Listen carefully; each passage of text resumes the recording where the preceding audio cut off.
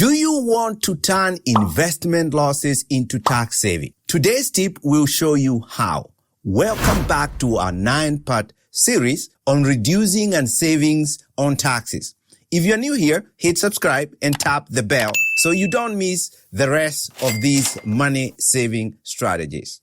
Tip number 4 is all about tax loss harvesting, a smart year-end strategy that can cut your tax bill. Yes, losing money on an investment can actually save you money on taxes. Let's break it down.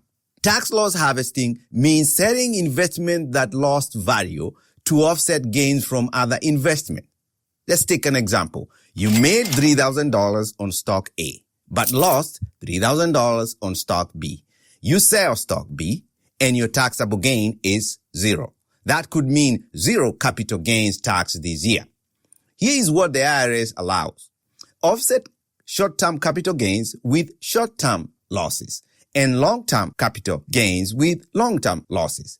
If losses exceed gains, deduct up to $3,000 or $1,500 if married filing separately from your ordinary income. Extra losses, carry them forward. There's no limit. Watch out for wash sale rule.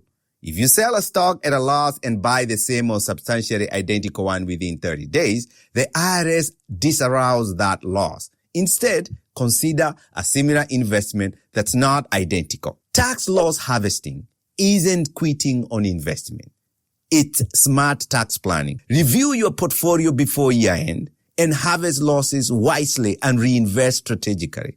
Like this tip, hit thumbs up and check out tip number 5. Get smart with charity.